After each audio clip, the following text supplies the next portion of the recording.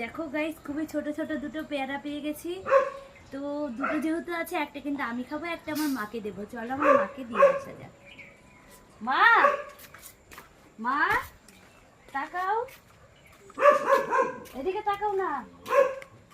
কই তুমি? এদিকে আসো।